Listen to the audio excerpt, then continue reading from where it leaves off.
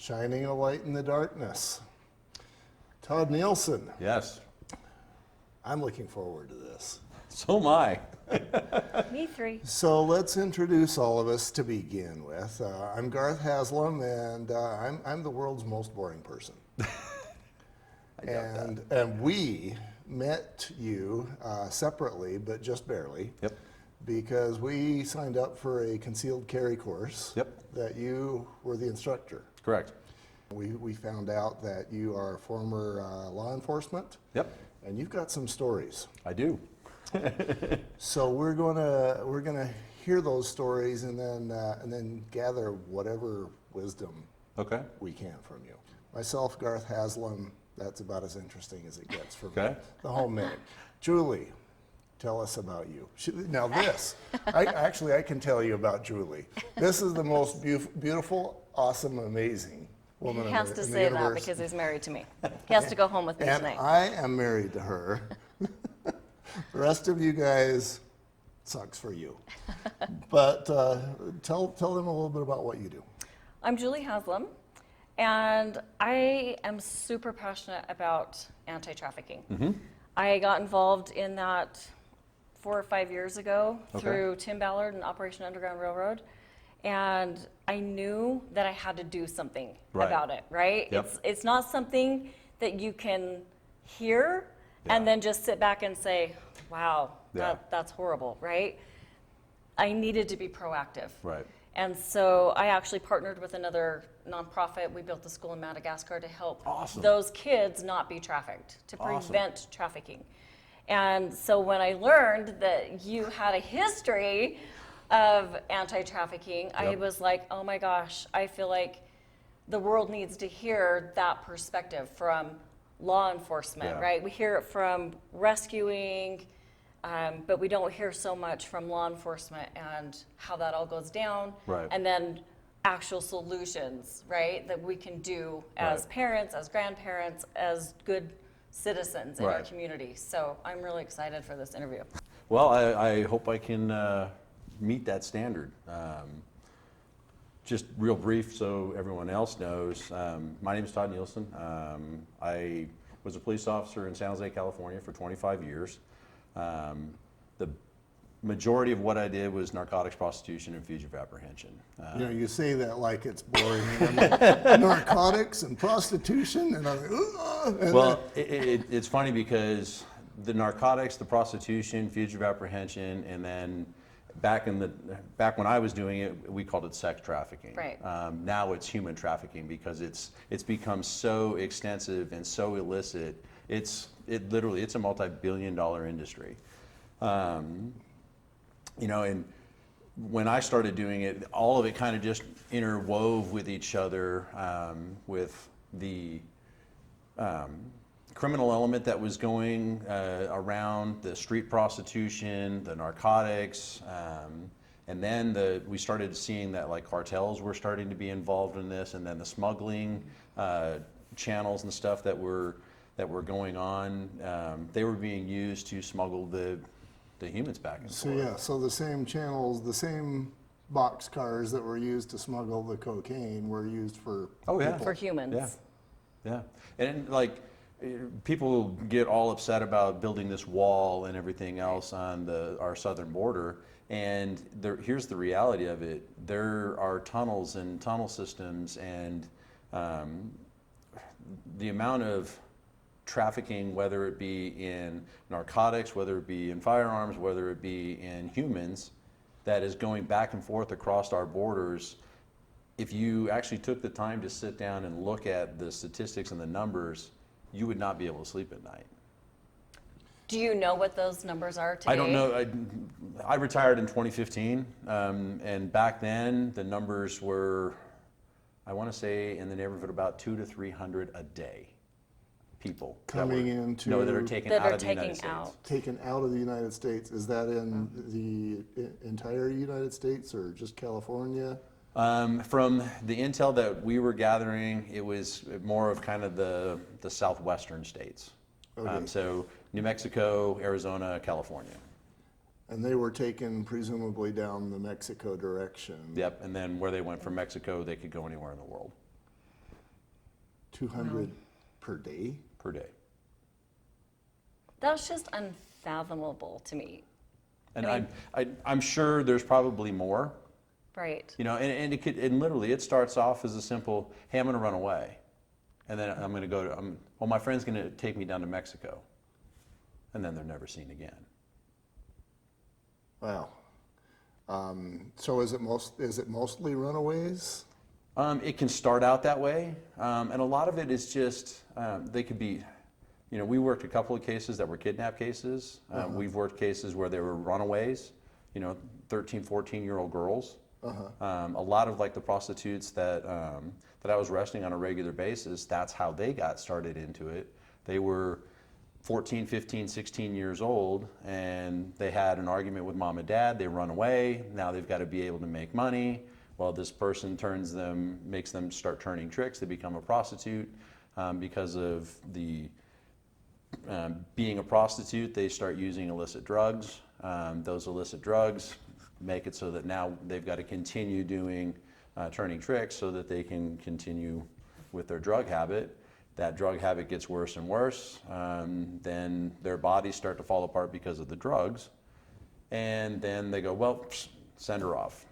And one of the trends that I'm hearing about now is they're taking street level prostitutes, they'll kidnap them, impregnate them, and then take those babies.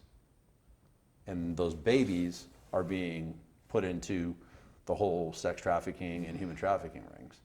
And the scary part about this is there's no social security numbers, there's no way to track who these people are. Because they don't exist. Because they don't exist. According to the government. Yeah. Oh my goodness. That just blows my mind. Yeah. And just the age too. I think when I first heard about this 4 or 5 years ago, the kids seemed to be like 13 and up. Yeah. Like 13 years. And now we're having like 4 and 5-year-olds. Oh yeah. You know? They're desired. They're I desired by just- these animals. So what do you think drives that? The age so young. What do you think is the driver for that? Is it pornography? Is it like, what is that? I'm sure a lot of it is like pornography, where, you know, well, let me relate it to my forte is narcotics. You're constantly looking for that better high. And for these pedophiles, what they're looking for is, I just need this, I can get this, and this will be so much better. This will be so much better for me. Well, if I go a little bit younger, it'll be better for me. And, you know, it's just one of those things where you're constantly chasing that dragon, you know, to steal the drug term. They're constantly chasing that to get the better sexual experience. And for them, it's just one of those things where it's never going to be enough for them. So it's constantly going to get younger and younger and younger. So what do we do as parents and grandparents to protect our kids from this?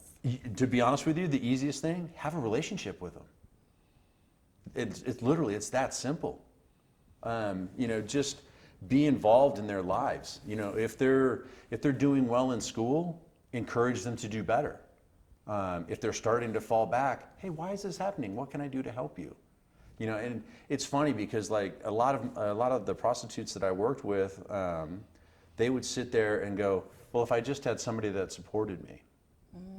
Listen to me, Yeah. just heard me. Supported me, yeah, I would be.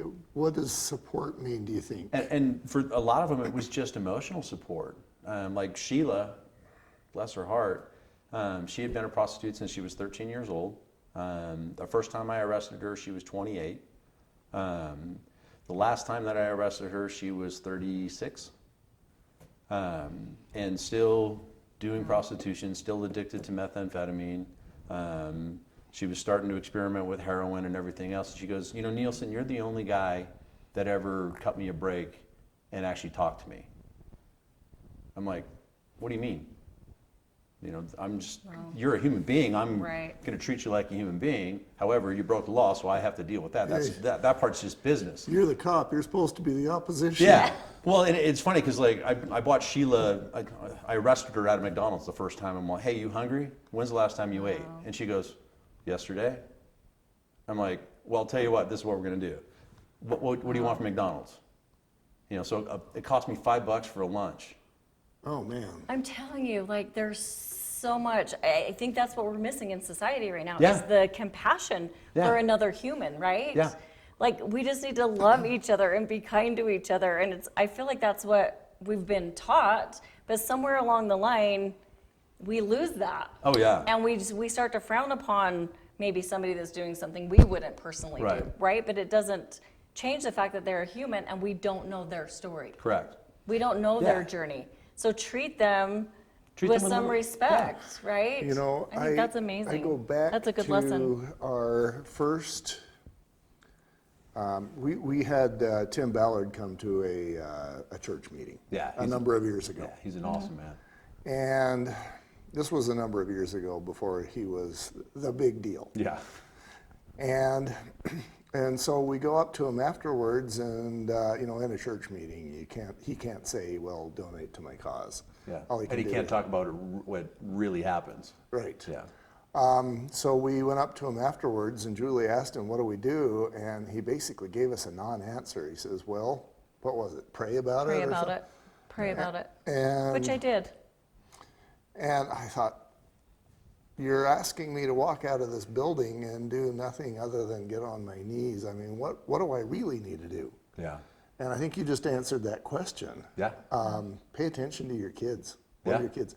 So you're saying that in many cases, I'm sure that there are kidnappings as well, but you're saying in many cases, it's kids that just decide, hey, That society is my just home thrown life thrown sucks. Away. I feel thrown away. I'm gonna. Yeah, that was the great majority of the ones that we were dealing with. And, again, this was 10 years ago when I started in that world, in the actual sex trafficking stuff. And it literally, for them, it just becomes, I get to have an intimate thing with another human being. Right. And Even if it's a negative. Yeah, even if it's a negative thing. Negative attention is better than no attention at all. Right. And just giving someone some positive attention, it's amazing how appreciated it is, number one. I mean, just like any other human, every human loves positive attention. Going more towards the pandemic, right? Yeah. And the quarantine, Well, where yeah. you don't have that human connection. Yeah. And so people crave it even more so. Right. So I'm wondering if there's even a rise in trafficking because of that missing connection. Oh, I'm sure there's going to be. Yeah. It almost scares me to think about, the ability, because there's so little interaction now with people because of the current pandemic and everything. I mean, this irritated me today. I was going through the hardware store to pick up some stuff for range supplies to replenish some stuff, and I literally see this little 2-year-old just cruising around the aisles all by himself, and I'm like, if I were a bad person, it would be nothing for me. I've already got a mask on. Right. All I got to do is walk up, cover that kid's mouth. Oh, you behave. You're supposed to behave, and just walk him right out to my car. The kid could be kicking, screaming, and doing whatever he needs to. Everybody expects a kid to kick and Yeah. scream occasionally. Yeah. So I feel like that's something really good for moms to be listening to right now and Yeah. parents to be listening to. So if you're out in the store, like, you keep a hold of your child. You Yeah. keep them in the cart, right? Yeah. Like, you know where they are at all times. They should never because be more than an arm's length away. I used to No. think those leashes for the kids were so mean and We're rude evil. Yeah. and evil, and now I'm like, everyone should have a leash on their child. Like, where are those? It's funny because, like, my 6-year-old, she is hard to keep track of, and she'll be just running all over the place. And then there'll be times where I'm not going anywhere. I'm just going to sit here. Oh. And we had actually at one point in time thought, oh, maybe we should get a little leash or something just to keep track of her and what she's getting into. And then it's like, okay, well, we've got another older daughter that needs to be taken care of, and we've got an older son that needs to be Right. taken care of also. It's like, okay, well, where do we split all this stuff Right. up? We've got 5 years difference between all of our kids. So there's big age gaps. Right. You know, we're fortunate where the older one can go, hey, give us another set of eyes to keep on the other one. But, you know, it can happen so quickly. You know, we had one incident where we were in, I think it was a Target back in Cali, and our 6-year-old just disappeared. Oh gosh, that's the worst And feeling ever. You know, I mean, knowing what I know, imagine how freaking panicked I was. And I just look at my wife and I'm like, hey, where is she? And she goes, I don't know. She was right here just a second ago. And we're calling for her. And where is she? She's in one of the little round Hiding bags. in the They clothes always rack. do that. Why do the She kids found a hide coloring there? book and she was just looking at the coloring book. Oh my gosh. No. You know, Yes, I and- think every parent can relate to that. Yeah. Their kids hiding in the clothes rack. You know, and it's just like, oh.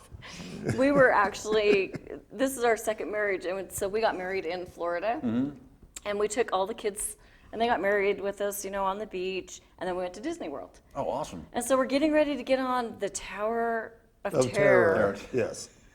And right as the doors close, One my of the youngest kids- son decides to bolt out. So he bolts out, the doors close, and we're on the ride. We're going up an elevator in the Yeah. thing, right? And there's no. The whole time I'm like, oh my gosh, my son is gone. We're in Disney World. There's Yeah. a billion people here. And he just was gone. So the whole ride, I literally was terrified because I didn't know where For he a was totally and different if he reason. was gonna be okay. Yeah. When I found him, I said to all my other kids, you can throw water on him all day long. Like just drown him in water balloons because we want to beat him. Don't ever do that. So as in the gun course, you mentioned that, for example, in parking lots, situational awareness, Yeah. or basically anywhere, situational awareness. Now, I preach situational awareness when I play ultimate frisbee. Oh, yeah. Same thing. Yeah, same thing. You want to know where the players are around you. Yep. In a parking lot or in Target or in Walmart, Yeah. you still want to know who's around you. Yep. So what's the best way to do that? Like if you're talking to parents of young kids who have groceries in their hands, right, and they've got their kids they got to try to take care of walking out of a store, and then they have to still be aware of Yeah. everything around them, like how do you do that? Yeah, to be honest with you, you have to make it a habit. So it has to be habitual. You have to start out before you even get there. Okay, we're going to the grocery store. Explain to the kids, I need you to stay nearby me.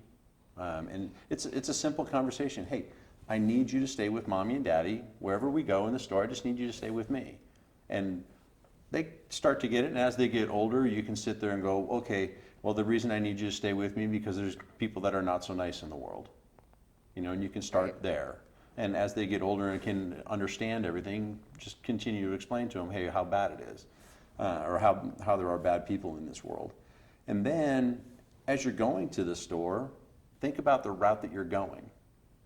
If all of a sudden you see somebody that's making the same turns as you are, ask yourself, well, why are they making these same turns?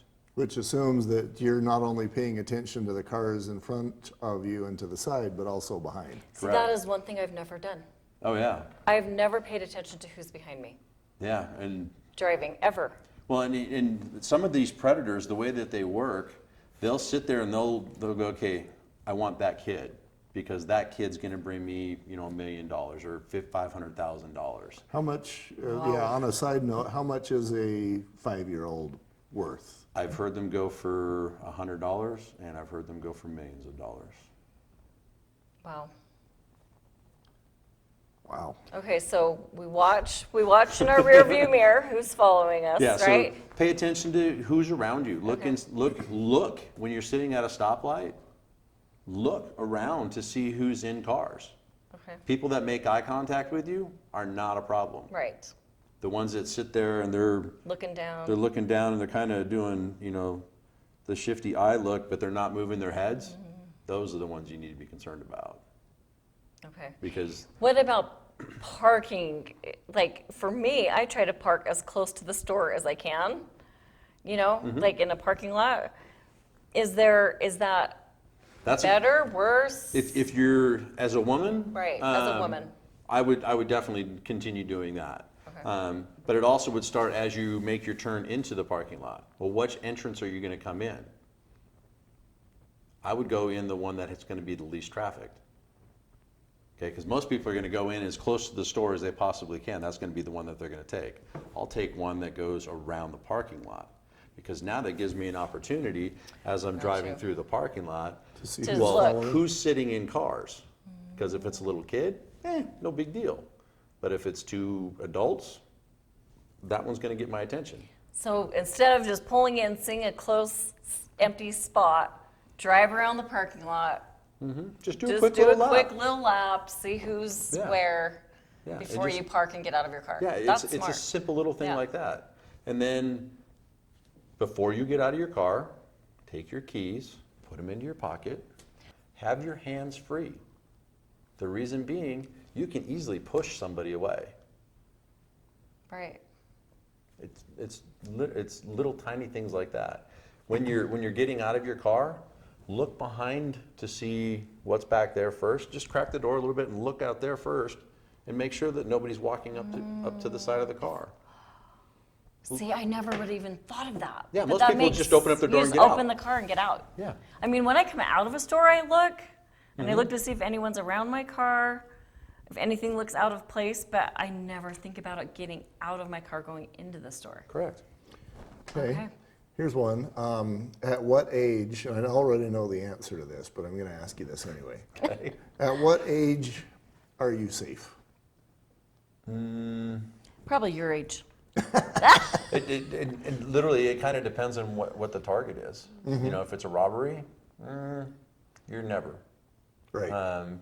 For a kidnapping, males, probably around 30. Okay. Females, Never. not until, well, and here's the problem, as we get older, you know, get over Right. into our like mid-50s, 60s, and then into our 70s, now you're a target for robbery. robbery and extortion. You know, because as we get older, obviously we get a little bit more Right. financially sound and so on and so forth. Okay, what if we just kidnap you, take you to the ATM, you empty out your bank account for us, and then we just leave you at the ATM? Wow. Okay. And then Interesting. sounds like from a trafficking point of view, they're mostly looking for children, and I would imagine especially women, or? Yeah, women are the primary. And then I would say 29 and younger would, and when I say younger, I mean all the way to infant. All those would be perfect candidates. After 29, then you may get kidnapped just to produce a baby. So that you can, Wow. so you can breed the human and create a baby, Yep. and the babies are worth. That can't be tracked, right? Correct. Oh, this is kind of like breeding puppies. Yeah. You have the woman there, so you can breed her and create the. Oh wow. That's crazy. You know, and I did it's not know that. it's scary how sadistic this world has become, and you know, there are so many little groups, mostly in Southern California area, and we all know what happens in Southern California, that everybody partakes of. Yes. For the movie industry, we'll call it what it is. Right. Down in there, there's my counterparts that were doing the same stuff that I was doing, between the satanic rituals and the kidnappings and all that stuff that they would come into. I mean, it's so mind-boggling that you can't even fathom it until you see that, yes, this is truly what happens. See, and I want people to hear that from law enforcement, that is a real thing. It's not a conspiracy theory. No, it is not. That it's satanic and that this is happening, right? Right. In Hollywood.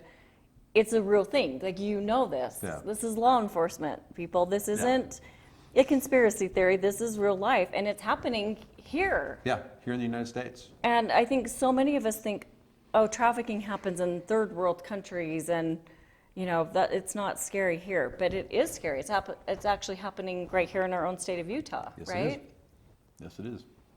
How does a person identify an individual, a victim, who may perhaps be being trafficked? You know, it's difficult. It really is, because a lot of times they're so in fear Right. of their captors that Right. they're not going to talk about it. You know, we stumbled on a couple of gals that were brought over from the Orient over to here, over to the United States, as indentured servants. Well, their indentured servitude was like $1.4 million. Oh, wow. So they're never going to get out of that. Wow. You know, and so they started out putting them into massage parlors, and then massage parlor went to prostitution houses went to, well, this girl's really good at this, take her, sell her to do this. That is just, my brain Okay. can't handle all of this. So, and one of the things we decided is we're going to focus more on the light than the darkness, Right. more on the solutions than the problems. If you were given a couple of minutes to basically talk to these guys. These guys, Like, even like 3 things that we could do as far as education, protection, where we can be proactive. the biggest thing is be involved with your people. You know, your kids, your grandparents, your adult kids. Right. Just be involved. A lot of these predators, if they see like a family that's constantly interacting, they know they're not going to stop. They're not going to stop until this person's found. So it's not worth it for them. What they're looking for is the one where the girl or the boy, they're kind of off doing their own thing. They're buried into their video games or their phones or whatever. They're going to target those guys. You know, one of the biggest things for your kids, watch what they're watching. YouTube, there are so many subversive little things inside YouTube, and it's just like, you know, I've been guilty of it myself. Hey, I've got to get this done. The kids are like, hey, can I just go watch YouTube? Yeah, go ahead. We'll know what it is that they're watching. Parental controls are a good Right. thing. Trust me on this.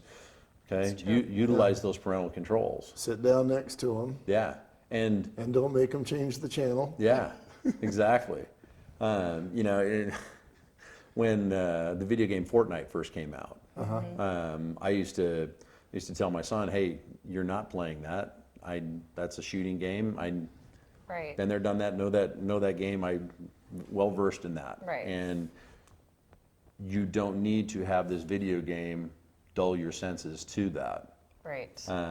And I could tell when he'd been playing at his friend's house and when he wasn't, just by how his personality would change. Oh, interesting. You know, and watching those little nuances in your kids and your grandkids, that's a great way to go, hey, something's not right here. So being connected enough with them that Yeah. you know. Goes back to being connected. Yeah. What's the last thing you love would that. say? Get rid of their cell phones. Right. They're out of here. No more cell phones, people. You know, and unfortunately, there's just, with our modern society, there's just no way to get out of that, because we as parents, Right. we need that convenience when we're picking them up from school. You know. Right. I'm just as guilty as Oh, yeah. anyone. Like, Yeah. I feel panicked if I don't have my cell phone Oh yeah. with me. Like, it's gone and you're like, where's Yeah. my phone, right? So Exactly. adults are just as guilty as the teenagers are. Oh yeah. Like, I run my business on my cell Yeah, phone. I do too.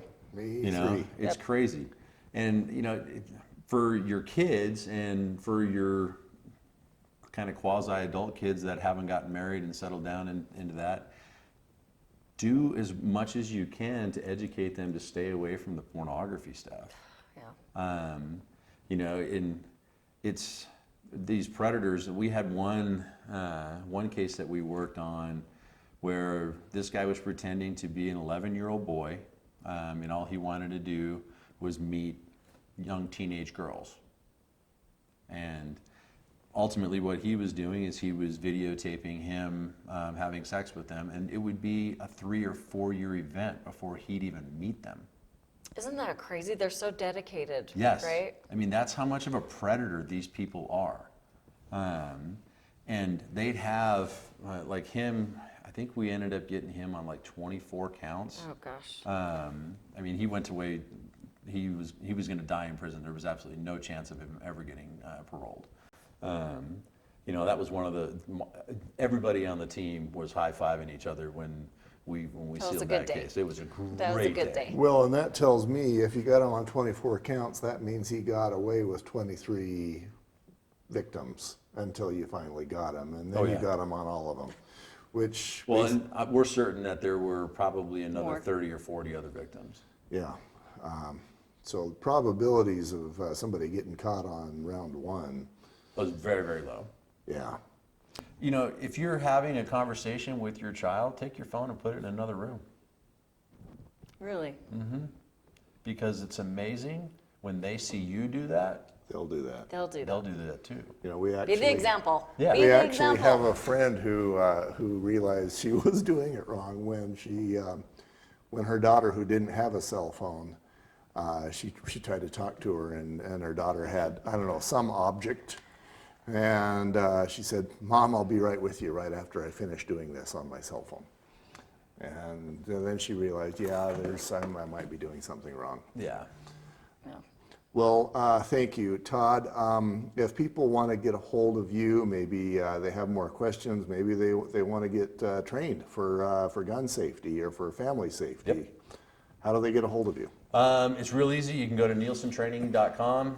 It's NIELSEN training at yahoo.com, or else you can shoot me an email, todd@nielsentraining.com, or reach out to us on our website has the phone number. You can call that number, and I'll be the one that answers. If I don't answer, leave a message. I will get back to you. It just depends on what our training schedule is. Right now, we're pretty crazy busy, but Yeah. I usually get back to people within Yeah, we 24 had hours. 17 people in a class. That was crazy. That was hot. And it was very hot. And yes. I was the worst student in the whole class. I warned Todd about that though beforehand, so he had a heads up. And if you call me, don't leave a message because He I won't answer. hate voicemails. I check them about every 3 months, and then I just delete them. It's true. That's Text true. me. So yeah, me, I am the home medic on Instagram, and you know, that's a whole other thing. Yeah. I think it's kind of cool. Julie? It is cool. I'm Oil Gigi, OILGIGI, on Instagram. You can DM me, follow me. There's a lot of cool things that we're working on for the Yes. future, for prevention, for education, and it's going to be awesome. So there's a lot of solutions coming. Todd, thank you. Thank you. Thank You're you the so man. much. That You was betcha. amazing. Hey, and I end every video. Be kind to each other. Have a great day.